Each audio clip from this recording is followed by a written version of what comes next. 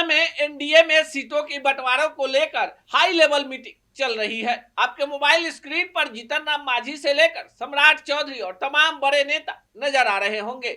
हम आपको बताएं कि भाजपा चुनाव अभियान समिति के प्रमुख धर्मेंद्र प्रधान और तमाम बड़े नेता भी पटना में जमे हुए हैं। अंदरूनी खबर है कि एनडीए में सीटों के बंटवारे को लेकर जदयू और बीजेपी के बीच की गतिरोध को समाप्त कर लिया गया है। जदयू 102 सीटों पर और बीजेपी 101 सीटों पर चुनाव लड़ेगी, इसमें कोई किंतु परंतु नहीं है।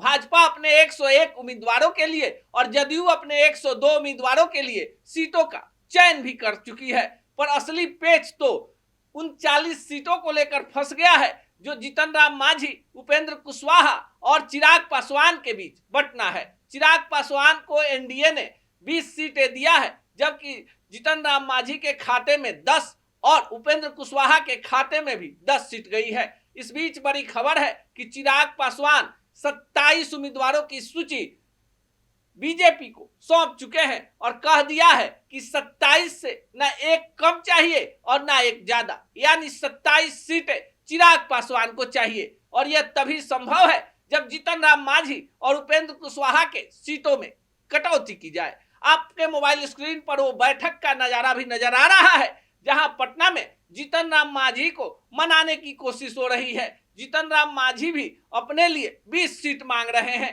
उनका कहना है कि उनका जनाधार चिराग से कतई कम नहीं है। अब आपको बताएं कि बिहार के उन सुरक्षित विधानसभा सीटों पर जीतन राम मांझी और चिराग पासवान की नजर है, जो अति पिछड़ा, अत्यंत पिछड़ा के लिए रिजर्व है, अनुसूचित जातियों के लिए रिजर्व है। आपको बताएं कि जीतन राम मांझी ने भी स्पष्ट कर दिया है कि वे भी अब चिराग पासवान से कम सीटों पर नहीं लड़ेंगे। लेकिन जो इंटरनल खबर है, बीजेपी अपने खाते से 3-4 सीटें चिराग पासवान को दे सकती है, लेकिन जो अंतिम साचा है, अंतिम आंकड़ा है, वो 102 सीटों पर जदयू, 101 सीटों पर बीजेपी, 20 सीट पर चिराग पासवान की पार्टी लोजपा रामविलास, 10 सीटों पर जीतन राम मांझी और 10 सीटों पर उपेंद्र कुशवाहा होंगे।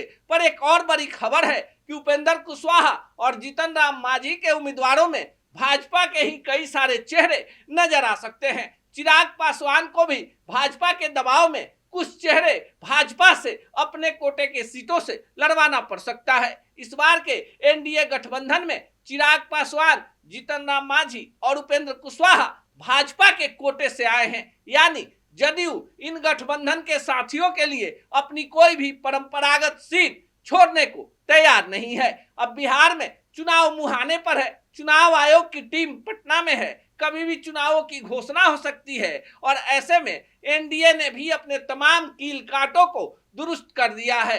पार्टी के बड़े नेता पटना में हैं। अमित शाह ने साफ कर दिया है कि जो निर्णय होगा बिहार हित में, गठबंधन के हित में होगा। नीतीश कुमार का चेहरा ही मुख्यमंत्री के लिए होगा। बाकी इस पूरे प्रकरण पर आप क्या सोचते हैं, कमेंट बॉक्स में जरूर बताएं।